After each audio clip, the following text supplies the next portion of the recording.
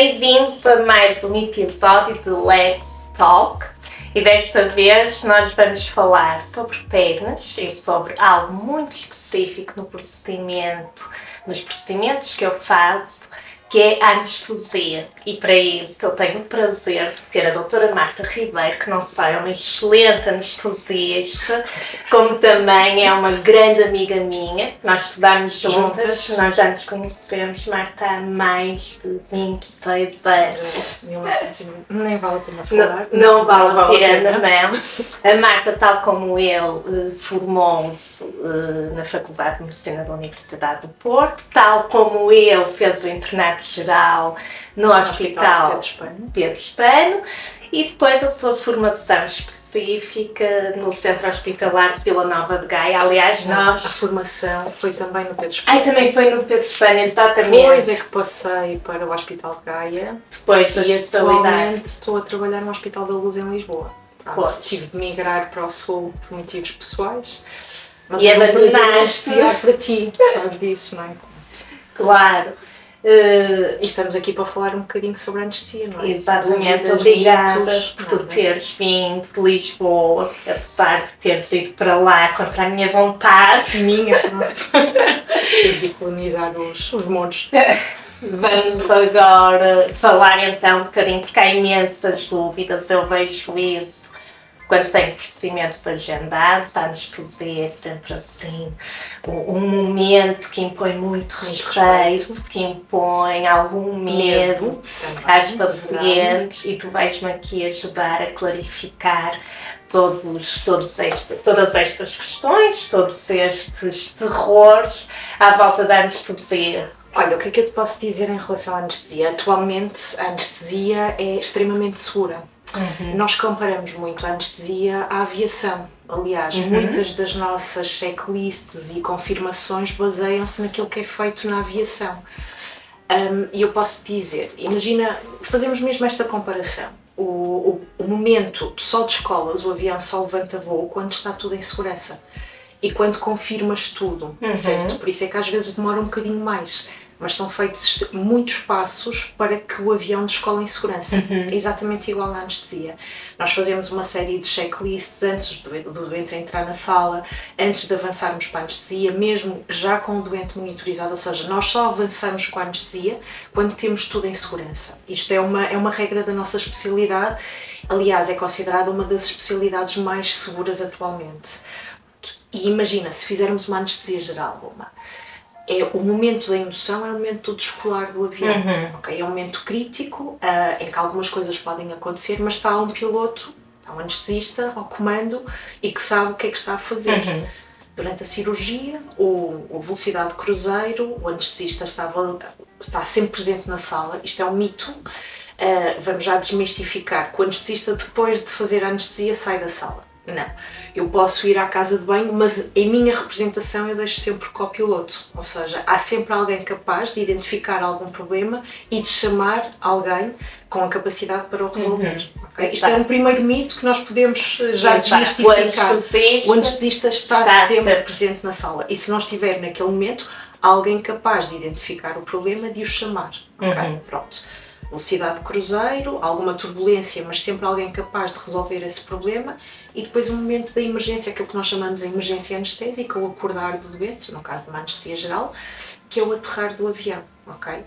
Medo da anestesia, claro que sim, há medo. Eu tenho medo de andar de avião, eu posso não me sentir muito confortável, mas eu sei que é extremamente seguro. Mais seguro até andar de avião do que de carro. Exatamente, sim, acho que as estatísticas e, portanto, mostram isso. Há acidentes, podem ocorrer, mas são raríssimos. É exatamente a mesma coisa na anestesia. Atualmente é extremamente seguro.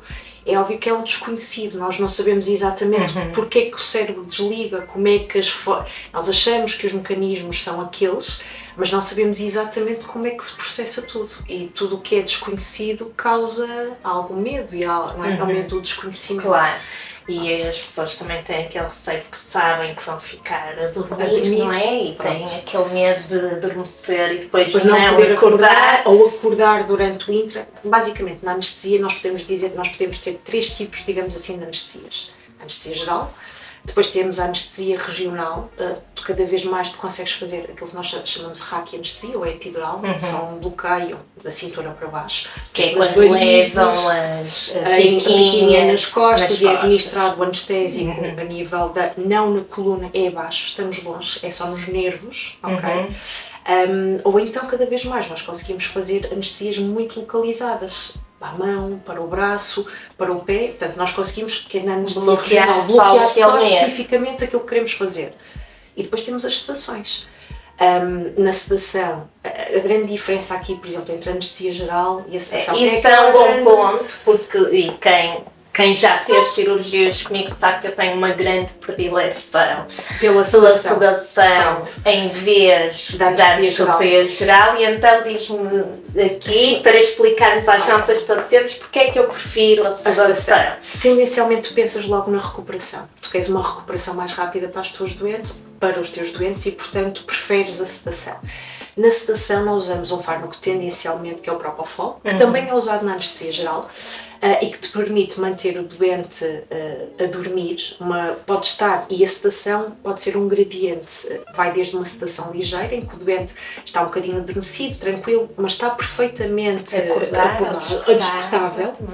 Depois temos uma sedação moderada e depois temos a sedação profunda, que se calhar é isso que tu fazes, associado possivelmente a uma anestesia local. Sim, às vezes até uma sedação mais superficial, mais ligeira, talvez. E numa sedação profunda o doente está a dormir tranquilamente, pode ter momentos em que ele é facilmente despertável, nós conseguimos rapidamente, o doente está a respirar autonomamente, está monitorizado, nós vemos como é que estão as funções dele, mas ele rapidamente é despertável. Não tem tubos. Não tem tubos nem máscaras laringe. Tubo, as pessoas associam sempre à anestesia geral à existência do tubo. Atualmente nós temos outros dispositivos que não o tubo, por exemplo as máscaras laríngeas, que nos permitem manter uma anestesia geral. Mas na anestesia geral nós induzimos um coma. É um coma reversível. O doente está inconsciente e nós temos de assegurar algumas funções vitais por ele, nomeadamente a ventilação. Daí a necessidade da máscara laringe ou do tubo para permitir isso. Okay?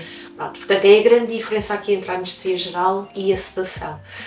É principalmente a parte da recuperação. Tu podes fazer anestesias gerais e um doente submetido a uma anestesia geral pode fazê-lo em ambulatório e ter alta no próprio dia ou fazer em pernoita. Tem mais a ver com a característica da cirurgia em si do que propriamente da anestesia. Okay? Outro medo que associam muito é depois de uma anestesia ou da anestesia geral eu vou vomitar. Há muitos pacientes que até, principalmente quando eu trabalhava no hospital público, eles diziam muito, e agora eu ainda vou ter que vomitar a anestesia, não é? É um clássico, ou só depois de vomitar é que eu vou ficar bem e depois é que posso ter alta... E então, Marta, isso tem algum fundamento? Isto é engraçado, há alguns fatores preditores para... Okay? Nós sabemos, e por isso é que há muitos estudos que te permitem fazer uma classificação e uma estratificação de risco. Por exemplo, nós sabemos que as mulheres, infelizmente, e a mulher não fumadora ou a criança têm um risco aumentado de ter náuseas e vômitos no pós-operatório. Por exemplo, mulheres que tenham náusea a andar de carro ou que fiquem enjoados a andar de carro, de avião, no meu caso. É um fator de risco, é um fator preditor para ter náuseas e vômitos no pós-operatório. Ou seja, tem a ver com fatores da própria anestesia, o uso, por exemplo, de alguns fármacos, nomeadamente opioides ou inalatórios, que estão associados a ter um risco aumentado, relacionados com o doente, neste caso a mulher, a criança, o não fumador, ou então relacionados com a cirurgia, por exemplo, a cirurgia ginecológica, a cirurgia do ouvido, a cirurgia laparoscópica, são preditores para. E depois tu agregas estes fatores todos e tu tens uma classificação que te permite dizer este doente tem uma maior probabilidade de vomitar ou não. E há fármacos que nós fazemos atualmente que te permitem prevenir isso. Okay? Nós podemos fazer até 3 classes de fármacos diferentes e ao fazê-lo no intraoperatório nós conseguimos reduzir a incidência de náuseas e vômitos no pós-operatório. Okay? Portanto, há sempre um risco, Mas neste momento nós sabemos quais são os fatores que nos põem na pista desse risco de vomitar e fazer medicação para que isso aconteça. Ok? Ok. Outra questão que eu ouço muito é, eu já fiz 2 anestesias gerais e, portanto, eu agora não quero voltar a ser operada porque eu já fiz muitas anestesias. Há, de facto, algum limite nas anestesias que se pode fazer? Se tens de ser operada, tens de ser anestesiada. Portanto, o número de vezes que tiveres de ser operada é o número de vezes que terás de ser anestesiada. Exato. E os fármacos que nós administramos, eles têm uma metabolização e depois são eliminados, geralmente a nível de eliminação renal, ao final de algum tempo. Eles não ficam no nosso organismo, eles saem, ok? E portanto, tu podes ser anestesiada o número de vezes que tiveres de o ser. Há alguma associação, as pessoas falam, eu fico com alteração da memória, ou eu já não sou a mesma depois da anestesia. Sim, também hoje. Há alguns estudos, há uma entidade que é chamada a disfunção cognitiva, e isso tem também, lá está, fatores de risco, nomeadamente pessoas com uma faixa etária mais avançada, portanto idosos, ou que já tenham algum grau de demência, por exemplo, doença de Alzheimer. Há também uma certa associação à diabetes. São doentes relacionados, por exemplo, com o tipo de cirurgia, a cirurgia cardíaca, por si só, são fatores de risco para poder ter algum grau de disfunção cognitiva. Mas isto tem a ver com patologias prévias e existentes e não propriamente com a anestesia em si. Okay? E mais a ver também, por exemplo, a endarterectomia carotídea, que tu também é do teu conhecimento, tanto fizeste. Também pode ter aqui alguma associação, mas tem a ver mais com o próprio, lá está, novamente, fatores de risco associados ao doente e à própria técnica cirúrgica, ou à cirurgia em si, e não tanto com a anestesia, ok? Uma coisa que também falam muito, ou mitos, é o medo da alergia. A alergia, eu sou alérgica à anestesia. Vamos lá ver uma coisa, na anestesia nós usamos diferentes classes de fármacos. E de facto podem ocorrer situações de alergia ou de choque anafilático inerentes a alguma classe que tu possas usar. Não há melhor local para ocorrer um choque anafilático do que um bloco operatório, como anestesista, por exemplo. Exatamente. Portanto, tu não és alérgico à anestesia, tu podes ser alérgico a algum componente, a algum fármaco que seja feito, administrado. Inclusive é um antibiótico. Porque nós fazemos antibióticos preventivo. Exatamente, para diminuir o risco da infecção. E, portanto, pode haver alguma alergia e há cruzamentos, quando há, por exemplo, um doente que tem alergia à penicilina, pode haver cruzamento com algum que seja administrado. Ou nem tem a ver com fármacos, por exemplo, o látex. Exato. Há doentes que podem ter alergia ao látex e que não tem nada a ver com a anestesia em si, mas que só desencadeiam essa situação, ou só é reconhecida quando são expostos a isso. Okay? Daí, por exemplo, a importância da consulta de anestesia no pré-operatório, nomeadamente porque, primeiro, eu acho que é um sítio onde o doente pode clarificar, desmistificar todas estas questões. Não é? Fala com o próprio anestesista. Exatamente, o próprio ou algum anestesista, pode não ser o mesmo que vai estar no dia da cirurgia, mas é alguém que vai esclarecer sobre as dúvidas que o doente tenha. E acho que é um local muito bom para criar alguma empatia e para tranquilizar. Eu acho que funciona aqui uma certa segurança e uma certa ansiólise. Depois de falares, consegues explicar, tirar as dúvidas e consegues planificar e personalizar o tipo de anestesia, porque há doentes que não têm contraindicação nenhuma, mas dizem, eu preferi ficar acordado, eu gostava imenso de ficar acordado. Ok, então se calhar eu até posso fazer uma sedação ligeira e fazer uma raquianestesia. Ou eu não quero de todo ficar acordado, eu quero ficar a dormir. Okay. Tu consegues personalizar e consegues planificar e antecipar algumas dificuldades que possam ser inerentes a esse doente.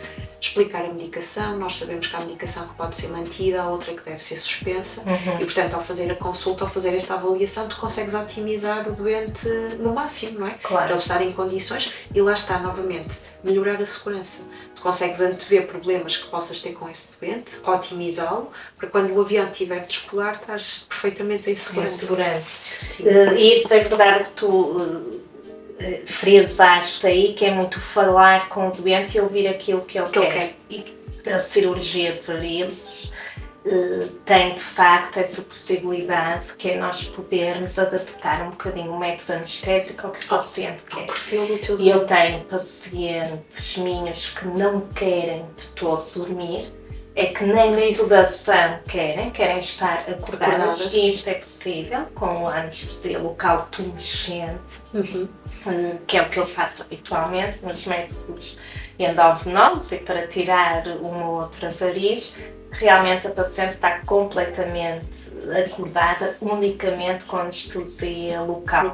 E tenho outros pacientes, não, eu só quero acordar com a meia calçada, quando tudo já passar, não quero todo estar acordada. E nós temos então a possibilidade realmente de fazer isso no bloco operatório, com uma sedação ou com uma anestesia geral, e acima de tudo eu acho que é o conforto do doente. Nós estamos aqui, tu e eu, não é? Estudamos e trabalhamos para o doente e porque queremos o melhor para ele. E portanto, se o doente diz eu não quero ficar acordado ou eu quero ficar acordado, nós tentamos antever isso e proporcionar a melhor experiência possível, não é? Nomeadamente a dor. Outro medo é a dor. Eu vou ter muita dor, eu não quero, vou ter muita dor. Atualmente, com a classe, nós temos uma série de medicamentos disponíveis que nós podemos utilizar, aquilo que nós chamamos de analgesia multimodal. Diferentes fármacos para evitar exatamente que o doente tenha dor. O doente não tem de ter dor, não é? E há doentes que estavas a explicar que conseguem fazer perfeitamente a cirurgia acordada e sem dor absolutamente nenhuma, mas para outros o limiar da dor é completamente diferente e, portanto, dói. E o doente não tem de ter dor e, portanto, tu podes oferecer a esse doente o melhor, uma anestesia, uma sedação profunda, com uma anestesia local, por exemplo, ou uma anestesia geral, dependendo do tipo e do próprio perfil do doente. E da recuperação também que queres dar ao teu doente. E já para não falar daqueles pacientes que têm fobia de agulha.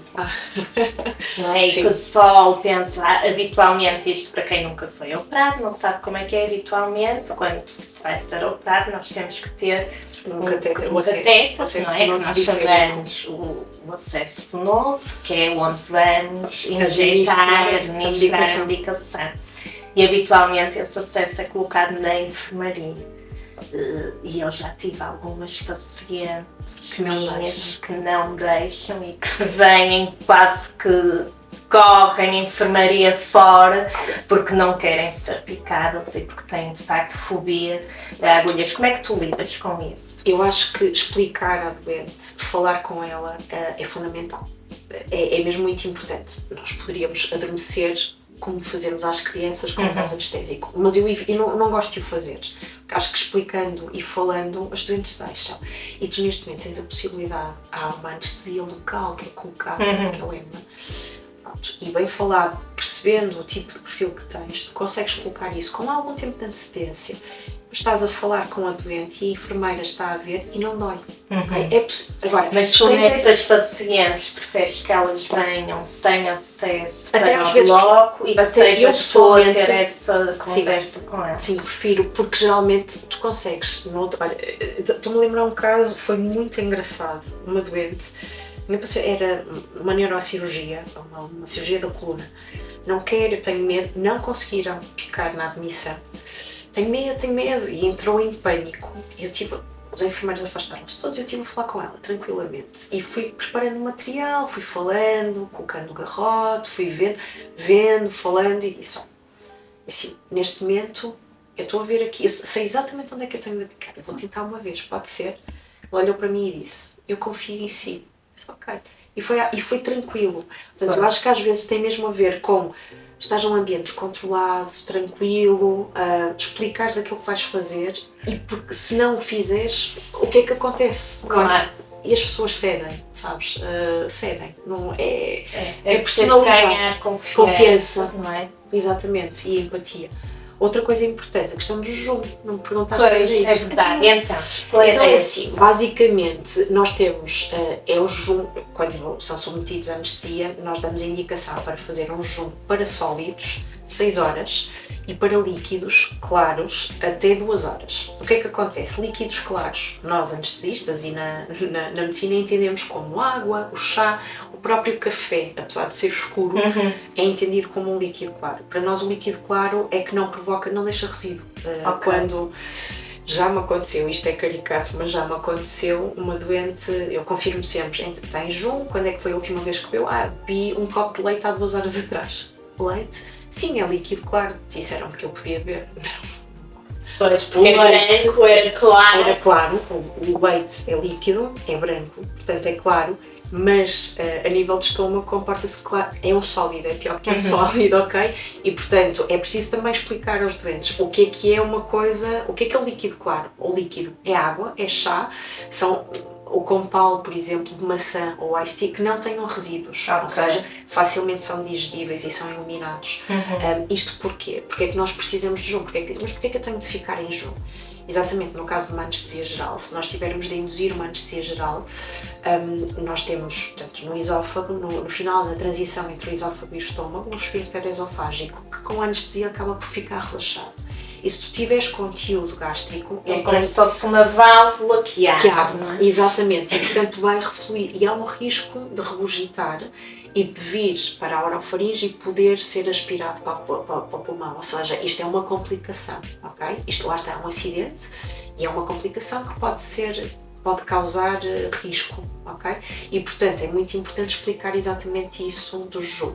E diz, então, e aqueles doentes que têm de ser operados de emergência? Emergência life-saving, têm mesmo de ser operados e têm de ser anestesiados, mas nós conseguimos antecipar com algumas técnicas que temos, tentar evitar que isso aconteça. Sabemos que existe esse risco, explicamos também, mas é life-saving, se não for operado o doente, não é, com risco de vida. Em situações eletivas, como é no teu caso, convém sempre cumprir o e a medicação? Imagina, quem toma medicamentos logo de manhã para a tensão, para isso depende um bocadinho das escolas e depende um bocadinho também do tipo de cirurgia. Há cirurgias que por si só têm uma maior labilidade tensional, ou que seja uma cirurgia abdominal, cirurgia do aneurisma que tu também fizeste, tem uma maior labilidade e portanto eu prefiro que o doente não tome a sua medicação antihipertensora nessa manhã, porque me pode condicionar algumas alterações que eu consigo manusear com outros medicamentos no intraoperatório. No caso de uma cirurgia das varizes ou cirurgias que sejam de ambulatório, por exemplo, o doente pode tomar a sua medicação habitual, lá está, com um bocadinho de água, antes de sair de casa, antes de vir para o hospital. Tenho colegas meus que dizem, não faço nada. Depende um bocadinho da escola, percebes? Há, por exemplo, indicações, alguns medicamentos, nomeadamente para o coração, por exemplo, beta-bloqueador, nós preferimos que façam. No caso, antidiabéticos deves evitar, mas porquê? Por causa do jejum. Se o doente fica em jejum, ao fazer o antidiabético, os níveis de glicemia podem baixar muito e, portanto, podes ter, não é? Gostar com uma hipoglicemia e deves evitar fazê-lo, nomeadamente também a insulina. O antidiabético deve não fazer, a insulina da véspera deve ser reduzida. Ok? Pronto. Por exemplo, da tiroide, pode manter, pode fazer.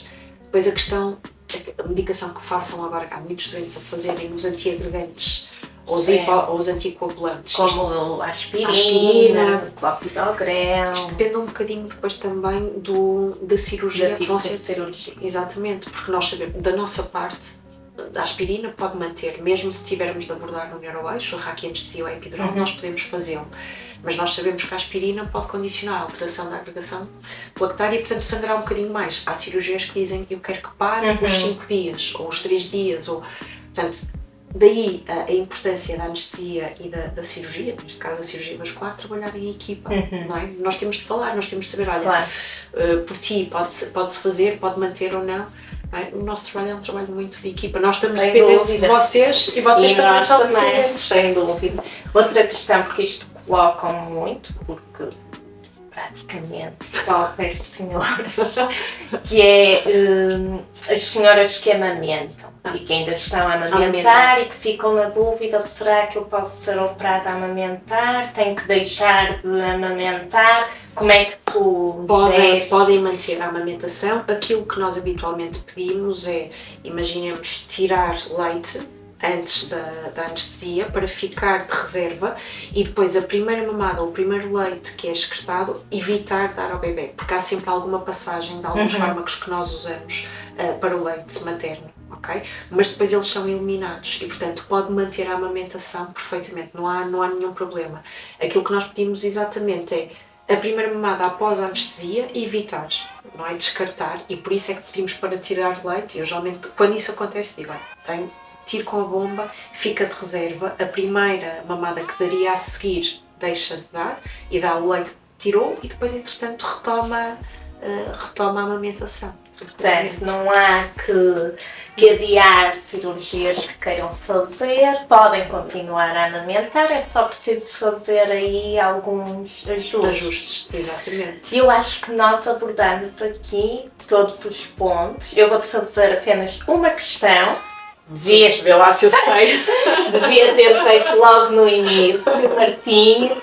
Que é, eu sei que tu adoras aquilo que fazes, és completamente apaixonada pela tua profissão e ainda que eu tenha assistido a essa escolha, porque nós inclusive fomos visitar vários serviços e vários hospitais quando estávamos a escolher a especialidade juntas ao tempo. Que é o que é que te fez, o que é que te motivou a escolha da anestesia. Exatamente. Olha, e abordando tudo aquilo que tu fizeste, a DMER, os carros de emergência. No internato geral nós tivemos aqueles cursos de suporte básico e depois suporte avançado. E eu fui identificada como era uma coisa que eu gostava muito. A parte da reanimação, da ressuscitação, a emergência, não é? Na anestesia, digamos, 99% é TED. É steady, vai tudo, mas depois tens ali 1% em que tens adrenalina e tu sentes que as tuas coronárias espremem ali à séria. E eu gostava disso.